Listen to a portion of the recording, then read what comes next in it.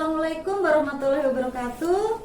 Perkenalkan, nama saya Kismiati. Saya adalah salah satu dosen pada program studi Sarjana Terapan Keperawatan, jurusan Keperawatan, Poltekkes Kemenkes Jayapura. Ada beberapa mata kuliah yang saya ampu pada prodi Sarjana Keperawatan. Di antaranya adalah mata kuliah Promosi Kesehatan, mata kuliah Pemberdayaan Kesehatan, mata kuliah Ilmu Dasar Keperawatan 1, Ilmu Dasar Keperawatan 2, kemudian mata kuliah Statistik dan juga Metodologi Penelitian. Selain itu, saya juga mengampu mata kuliah Anatomi Fisiologi dan Anatomi Patofisiologi pada program studi Teknologi Laboratorium Medis. Baiklah, pada kesempatan kali ini saya akan menjelaskan salah satu mata kuliah yang saya ampu pada prodi Sarjana Terapan Keperawatan, yaitu mata kuliah Promosi Kesehatan. Mata kuliah Promosi Kesehatan memiliki beban SKS 3 SKS, di mana terdiri dari 2 SKS teori dan 1 SKS praktikum. Pada 2 SKS teori dilakukan pembelajaran tatap muka secara langsung di kelas selama 100 menit dan dilanjutkan dengan pemberian tugas mandiri selama 120 menit dan juga tugas struktur selama 120 menit. Sementara untuk yang praktikum, 1 SKS yaitu dilakukan kegiatan praktikum di laboratorium selama 170 menit. Untuk deskripsi mata kuliah Promosi Kesehatan, mata kuliah ini menguraikan tentang konsep-konsep, prinsip-prinsip, dan strategi dalam melakukan promosi kesehatan baik pada tatanan individu, keluarga, kelompok, dan masyarakat, serta bagaimana penerapan promosi kesehatan pada tatanan individu, keluarga, kelompok, dan masyarakat. Adapun capaian pembelajaran mata kuliah diharapkan pada akhir perkuliahan, mahasiswa akan mampu memahami bagaimana konsep, prinsip, dan strategi promosi kesehatan, dan juga diharapkan nantinya mahasiswa akan mampu untuk menerapkan kegiatan promosi kesehatan pada tatanan individu, keluarga, kelompok, dan masyarakat.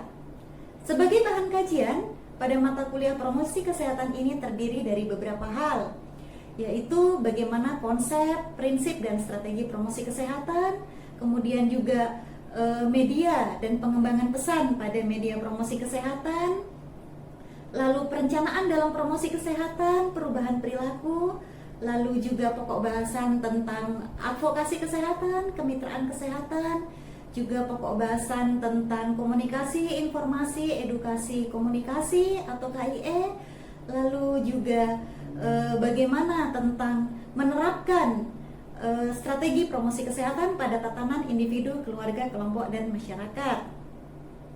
Media yang digunakan selama perkuliahan menggunakan ceramah, lalu juga ada media diskusi, media tanya jawab, dan juga presentasi yang dilakukan oleh mahasiswa, dan media praktikum. Perkuliahan menggunakan metode hybrid, jadi bisa dilakukan secara offline di kelas, juga dilakukan secara online dengan media Zoom meeting. Interaksi bisa dilakukan di dalam kelas, juga di luar kelas, dan juga di laboratorium, dan juga menggunakan media-media online seperti WhatsApp dalam hal berkomunikasi dengan mahasiswa, dan juga menyampaikan materi kepada mahasiswa. Untuk penilaian, karena mata kuliah Promosi Kesehatan ini terdiri dari 2, yaitu ada teori dan praktikum, sehingga evaluasinya ada evaluasi teori dan juga ada evaluasi praktikum. Untuk bobot penilaian, evaluasi teori 60% dan praktikum 40%. Untuk evaluasi teori terdiri dari kehadiran memiliki bobot 10%, kemudian penugasan 20%, lalu ujian tengah semester 30%, dan ujian akhir semester 40%. Sementara untuk penilaian praktikum, mahasiswa akan dinilai, dilakukan penilaian pretest, kemudian juga ada penilaian post-test, dan nanti di akhir pembelajaran laboratorium dilakukan ujian praktikum. Demikian penguraian tentang mata kuliah Promosi Kesehatan. Selanjutnya mari kita saksikan bersama cuplikan mengajar mata kuliah Promosi Kesehatan pada semester 2 yang dilakukan secara online dengan media Zoom meeting. Terima kasih. Wassalamualaikum warahmatullahi wabarakatuh.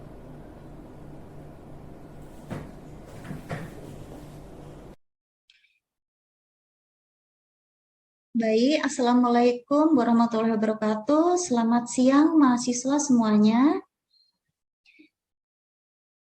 Kita Selamat berjumpa, siang, Ibu. kita berjumpa Siang, lagi Ibu. ya mata kuliah lanjutan pada eh, promosi kesehatan. Kali ini kita akan membahas pokok bahasan tentang bagaimana komunikasi informasi dan edukasi atau KIE dalam promosi kesehatan. Sebelum kita mulai pembelajaran, jadi tujuan pembelajaran pada siang hari ini yaitu diharapkan mahasiswa mampu mengikuti pembelajaran materi, bisa melakukan KIE dalam bidang kesehatan, dan juga diharapkan nanti mahasiswa bisa menjelaskan konsep KIE dan bagaimana melakukan kegiatan komunikasi edukasi dalam bidang kesehatan. Nah, kita awali dengan komunikasi ya, di mana dalam bidang komunikasi informasi edukasi, komunikasi itu ada dua ya, yaitu ada verbal dan ada nonverbal. Nah, sekarang adik-adik di sini bisa melihat ada gambar, ada dua, ada di sebelah kiri yaitu ada perempuan yang sedang berkomunikasi dan di sebelahnya juga ada seorang anak kecil laki-laki yang sedang memegang keningnya dan nampak ekspresinya. Sekarang Ibu ingin bertanya, kira-kira anak perempuan dua ini komunikasi nggak menurut adik-adik semua? Komunikasi, Bu. Oke. Kalau anak laki-laki ini komunikasi nggak? Tidak, Ibu. Tidak. Nah, oke ya, sekarang begini. Anak laki-laki ini komunikasi juga. Jadi komunikasi yang dilakukan oleh anak laki-laki ini jenisnya adalah komunikasi nonverbal. Kalau komunikasi verbal itu komunikasi yang dilakukan dengan eh, bersuara langsung ya, dengan komunikasi langsung ya, itu verbal. Tapi kalau komunikasi nonverbal itu seperti anak laki-laki ini. Sebenarnya anak laki-laki ini ingin mengatakan kepada kita bahwa saya kecewa, saya sedih, saya sedang marah dan sebagainya. Nah, ini adalah bentuk komunikasi nonverbal.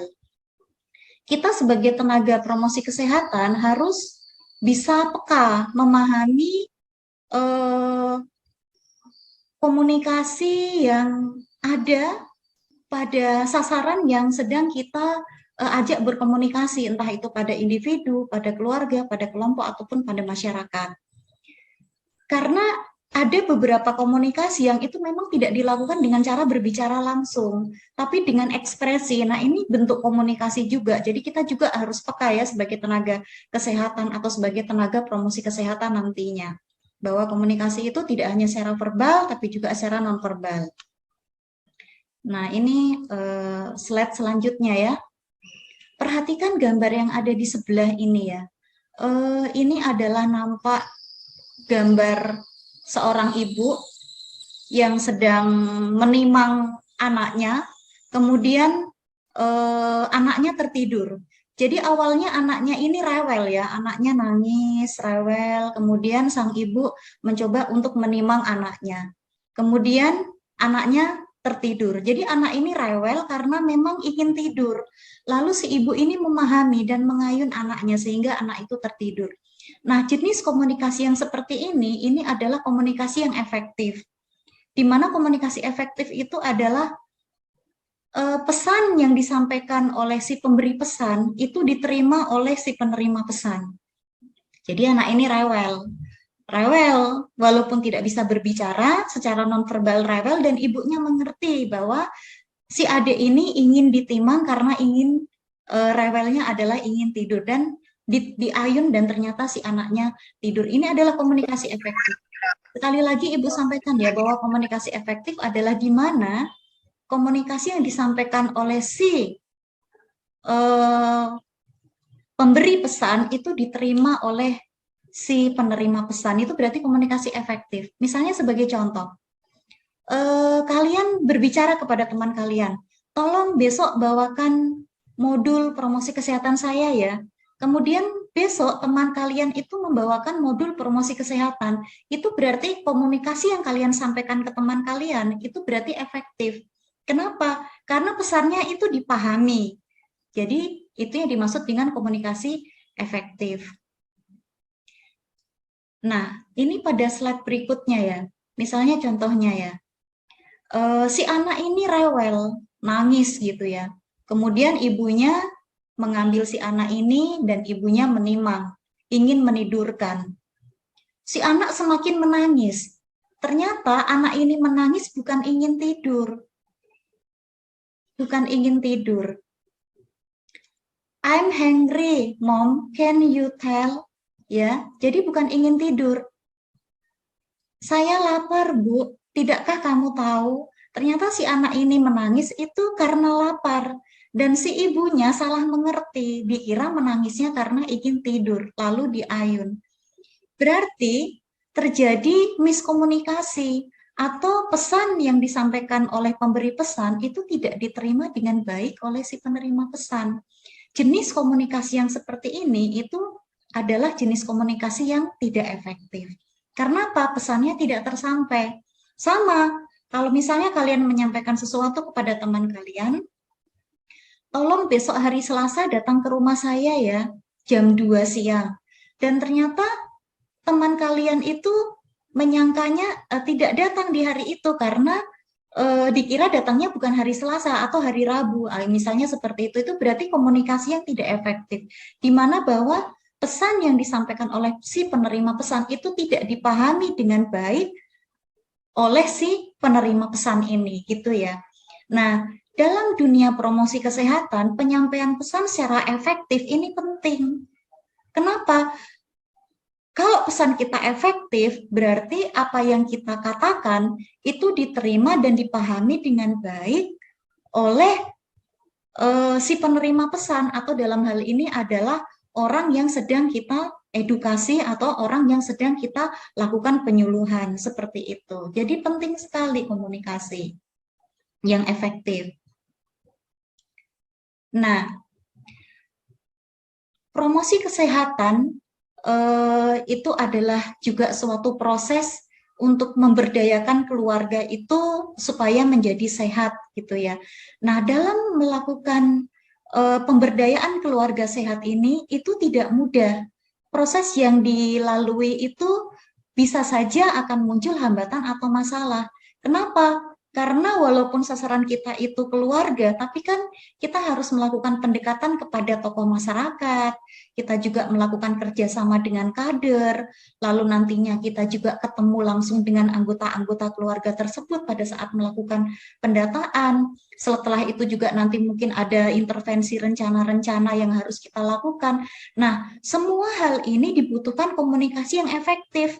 Nggak bisa kita tiba-tiba ketok pintu ke keluarga itu. Kenapa? Keluarga itu ada di masyarakat. Masyarakat itu ada aparat-aparat kampung yang harus kita hargai dan harus kita komunikasikan lebih dulu.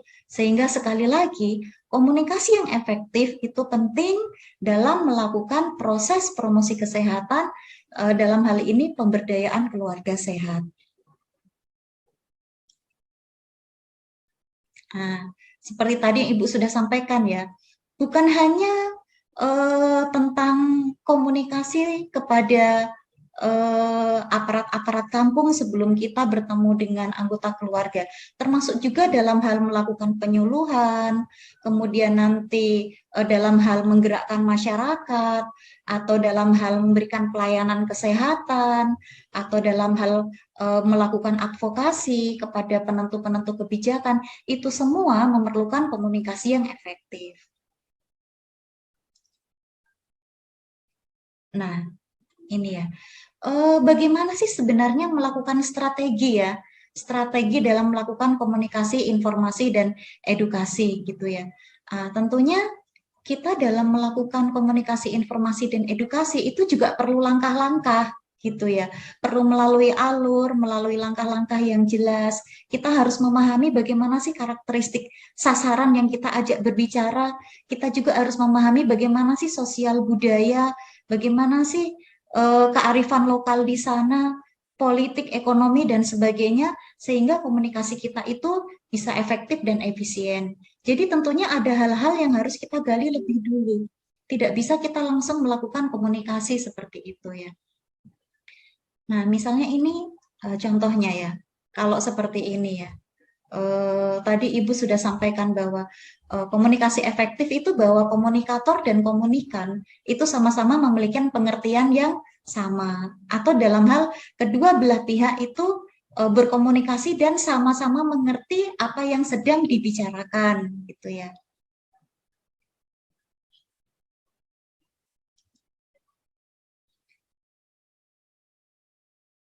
Nah, ini kalau misalnya ada seorang pasien lalu dia datang ke dokter gitu ya, lalu dia ngomong, Dok, saya punya masalah yang sepertinya saya tidak bisa menanggungnya sendirian. Saya betul-betul stres. Suami saya akan menikah lagi, anak terjerat narkoba, orang tua bercerai, pembantu dihamili sopir, sopir dipukul tetangga, tetangga tidak ada yang akur, kucing mati dimakan anjing, anjing diburu di sate, dan sebagainya, dan seterusnya. Nah, kira-kira efektif nggak?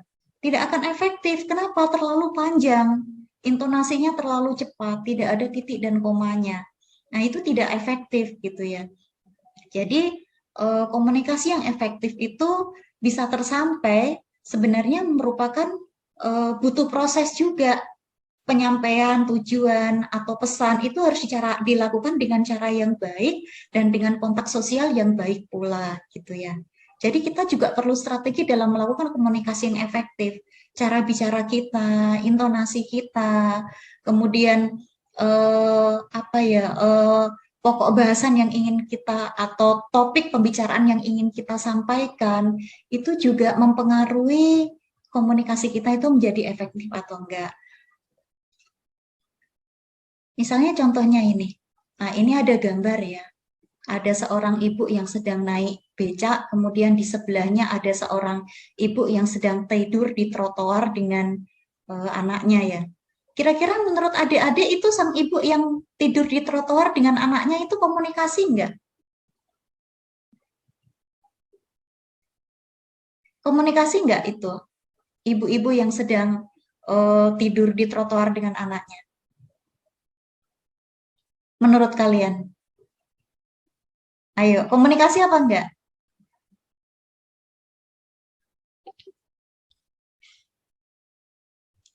Komunikasi apa enggak, Dek, menurut kalian? Ayo, ibu-ibu yang sedang tidur di trotoar dengan anaknya ini komunikasi. Komunikasi apa jenisnya? Komunikasi yang tanpa bicara apa tadi namanya? Non-verbal, Bu. Verbal. Dia itu ingin menunjukkan saya orang miskin, saya tidak berdaya, saya tidak punya uang, dan sebagainya kan begitu. Kalau yang naik becak ini turun, kemudian memberikan makanan atau memberikan uang, berarti komunikasi ibu ini efektif, pesannya tersampai gitu ya. Tapi kalau si ibu ini, mohon maaf, kalau misalnya si yang naik becak ini ternyata acuh tak acuh, tidak memperhatikan ya, berarti pesan yang disampaikan ibu ini bahwa saya lapar, saya orang miskin, saya tidak punya uang, itu tidak tersampai gitu ya. Jadi sekali lagi ibu sampaikan, sebenarnya di komunikasi efektif itu bukan hanya sekedar bahwa pesan itu diterima gitu ya, diterima oleh komunikan, tapi diharapkan pada komunikasi efektif itu pesan yang disampaikan itu bisa merubah pengetahuan, sikap, dan perilaku. Itu yang paling penting lagi. Jadi pada saat kita melakukan promosi kesehatan kepada sasaran kita, kemudian pesan kita itu dipahami, itu diharapkan bukan hanya sekedar memahami, tapi kita diharapkan bahwa sasaran yang sedang kita ajak berkomunikasi atau masyarakat yang sedang kita berikan penyuluhan itu diharapkan terjadi perubahan pengetahuan, sikap, dan perilaku. Nah, itu baru dikatakan komunikasi kita itu benar-benar efektif. Contoh, kita melakukan komunikasi kepada orang yang merokok tentang bahaya rokok. Itu sebenarnya bukan sebatas orang yang merokok itu mau tidak sebatas orang yang merokok itu memahami bahwa merokok itu berbahaya untuk kesehatan. Bukan sebatas itu, tapi diharapkan orang yang merokok itu terjadi perubahan sikap dan perilaku, betul-betul dia berhenti dari rokok, itu baru berhasil. Kalau sekedar dia hanya mengerti lalu memahami, oh iya memang merokok itu tidak baik untuk kesehatan. Tapi kalau perilaku kesehariannya masih tetap merokok, itu berarti artinya komunikasi kita itu belum benar-benar efektif. Kenapa? Karena belum merubah pengetahuan, sikap, dan perilaku. Oke, mohon tadi Bu sampaikan ya, videonya diaktifkan ya. Nah, unsur penting dalam komunikasi ya. Unsur penting dalam komunikasi. Sebenarnya unsur penting dalam komunikasi itu bukan apa yang ingin kita katakan atau bukan apa yang ingin kita tulis, tetapi lebih kepada bagaimana karakter kita menyampaikan pesan kepada penerima pesan. Sekali lagi ya, bagaimana karakter kita. Jadi dalam hal ini komunikasi efektif itu dibutuhkan atau dibangun dari fondasi yang memiliki integritas pribadi yang kuat, yang baik, dan juga dibangun dengan karakter yang baik. Ibu kasih contoh begini, misalnya ada 2 orang ini, yang satu lulusan narapidana misalnya, yang satu pendeta misalnya ya. Lalu mereka ini menyampaikan hal yang sama-sama baik. Kira-kira mana yang didengar oleh masyarakat? Menyampaikan hal yang sama baik, tapi yang satu disampaikan oleh orang yang pos narapidana, kemudian satu disampaikan oleh pendeta. Kira-kira mana yang menurut kalian akan diikuti atau didengar? Oleh narapidana atau oleh pendeta? Pendeta. Ya, nah seperti itu. Padahal yang disampaikan itu sama, tapi kenapa ke orang itu lebih cenderung menerima dan mendengarkan yang disampaikan oleh pendeta? Karena tadi, Dek, bahwa bukan sekedar apa yang kita katakan, tapi karakter kita dalam menyampaikan pesan itu penting. Kamu menyampaikan sesuatu yang benar, tapi kamu sampaikan dengan marah-marah, kamu sampaikan dengan bicara yang kasar, pesanmu itu tidak akan tersampai. Tapi beda kalau tadi itu disampaikan dengan cara yang baik, apalagi memang background-nya itu sudah baik, bahwa pendeta itu kan nampak ya sosok yang memang berkarakter baik, bicaranya bisa ditepati, kemudian membawakan petuah-petuah yang terkait tentang keagamaan yang baik, jadi orang lebih banyak ikut gitu. Olehnya Ibu sampaikan sekali lagi, kalau kalian ingin menyampaikan sesuatu tadi ya, coba lebih cenderung kepada karaktermu. Bagaimana caramu menyampaikan pesan kepada penerima pesan. Itu akan lebih menjamin pesan itu lebih efektif untuk bisa diterima gitu ya. Kalau karakter kita sampaikan itu dengan cara yang baik. Nah, bagaimana sih membangun sebuah kredibilitas atau karakter dalam melakukan komunikasi yang efektif? Jadi kalau kalian ingin melakukan komunikasi efektif, itu 3 hal yang harus diperhatikan ya. Pertama, isi pesan itu harus jelas. Kemudian yang kedua itu suara atau intonasi dalam menyampaikan pesan. Kemudian yang ketiga adalah wahana, bagaimana orang itu menyampaikan pesan. Wahananya tentunya tenang, kemudian tidak ribut gitu ya, dengan suasana yang nyaman. Nah, tentunya pesan itu bisa lebih diterima, dan isi pesan juga harus jelas. Kita sesuaikan karakter kita ini siapa yang harus kita ajak bicara, supaya bahasa-bahasa yang kita gunakan juga kita sesuaikan dengan karakter dari sasaran kita tersebut gitu ya. Nah, ini ya, perhatikan yang berbicara itu namanya komunikator, lalu yang menerima pesan itu namanya komunikan. Pada saat kita melakukan komunikasi yang efektif supaya terjadi perubahan perilaku, ada beberapa faktor yang harus kita perhatikan. Dari unsur komunikator misalnya, kita harus perhatikan karakter, kemudian bahasa tubuhnya, suara, intonasi, usianya, budayanya, latar belakangnya, supaya kita bisa menyesuaikan bahasa kita itu seperti apa, supaya pesan kita itu bisa diterima oleh komunikator ini. Nah, lalu kita juga harus perhatikan juga bagaimana supaya pesan itu bisa diterima dengan baik. Nah, akan lebih baik lagi kalau ada media yang kita gunakan, berupa leaflet, brosur, atau lembar balik. Harus kita perhatikan juga media yang kita gunakan.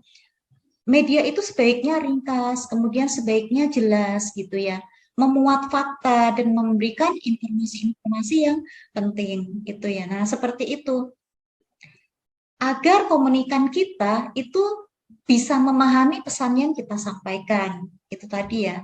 Kaji dulu faktor-faktornya, latar belakangnya, kemudian gunakan media yang efektif. Nah, coba perhatikan ya, ini.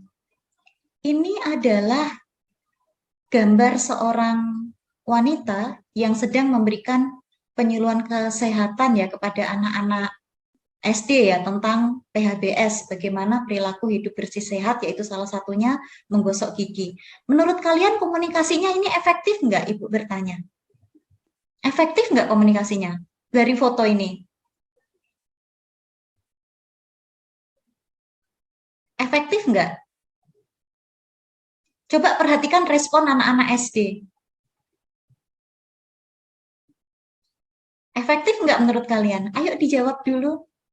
Menjawab kan nggak harus benar ya. Yang penting adalah bagaimana kalian berani untuk mengemukakan pendapat itu lebih baik. Efektif nggak komunikasinya? Siapa ini? Dian Nur Syahida. Dian, efektif nggak komunikasinya menurut Dian?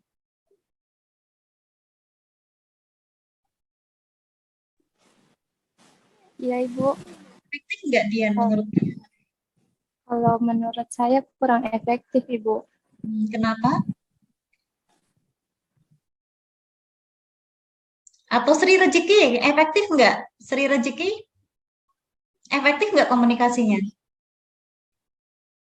Kalau menurut saya belum efektif Ibu karena anaknya terlihat seperti memahami tapi kita belum tahu apakah nanti bakalan dilakukan atau tidak. Oh iya, oke ya. Bagus sekali jawabannya. Kalau dari segi penguasaan massa, ya kita bahas dari penguasaan massa ya. Komunikasi ini menguasai massa, efektif menguasai massa, penguasaan massa dulu lah ya. Efektif dalam hal penguasai massa.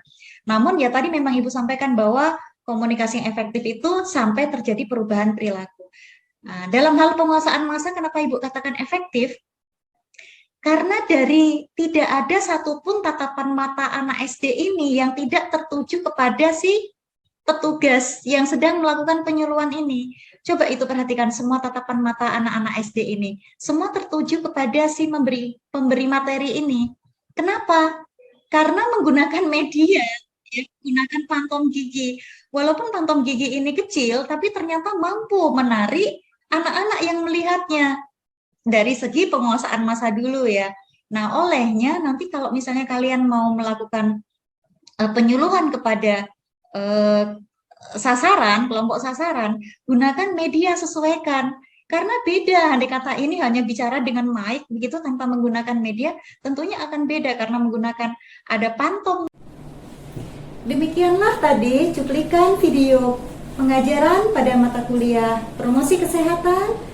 Terima kasih. Wassalamualaikum warahmatullahi wabarakatuh.